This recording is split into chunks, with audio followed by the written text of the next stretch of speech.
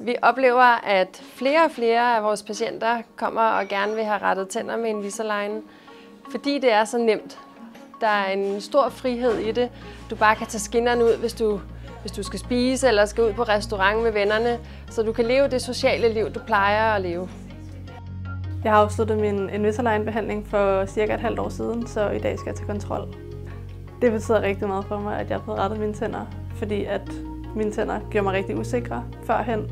De var kastet ind i munden, de var vildt skæve, og så var de samtidig også rigtig gule.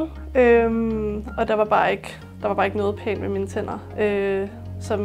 Det gjorde bare, at jeg skjulte mine tænder rigtig meget, og jeg er en pige, der smiler rigtig meget, så det var rigtig svært for mig. Også fordi, at når folk de skulle finde noget at sige til mig, så var det noget med mine tænder, de sagde, og det var ikke særlig rart. Jeg kendte ikke til Invisalign, før at jeg ligesom gik ind og undersøgte, hvad Invisalign var. Jeg havde først undersøgt togskinner, fordi jeg troede, det var den eneste løsning. Men så hørte jeg om Invisalign, og så derfor så var det ret hurtigt det valg, jeg tog. Igennem Invisalign-forløbet har jeg følt mig virkelig tryg. Jeg har haft Camilla som min Invisalign-tandlæge, og hun har været mega dygtig og mega støttende, og har været vildt hurtig, hvis der har været noget. Så har hun rettet på det, og så har hun sat noget i gang, for at vi kunne få styr på det. Efter jeg har fået mit drømmesmil, har mit liv ændret sig sådan, at jeg smiler meget mere. Jeg tænker ikke over, at jeg smiler. Jeg skjuler ikke mine tænder, og jeg er aldrig bange for at smile eller vise mine tænder eller noget. Jeg kan huske første gang, jeg så mig selv smile inde i spejlet. Jeg fik tårer i øjnene, fordi at jeg bare blev overrasket over, at det var mig, der stod derinde.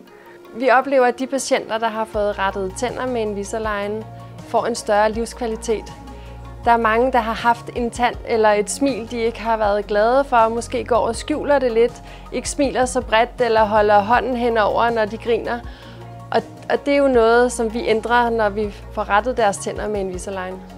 Hvis man er usikker om sine tænder, og hvis man ikke er interesseret i at have en bøjle i munden, hvor at man kan se den og have et forløb, der ikke varer særlig længe, så vil jeg helt klart anbefale Invisalign og Heidi Lund, fordi at de er en mega god tandlægeklinik og virkelig søde mennesker.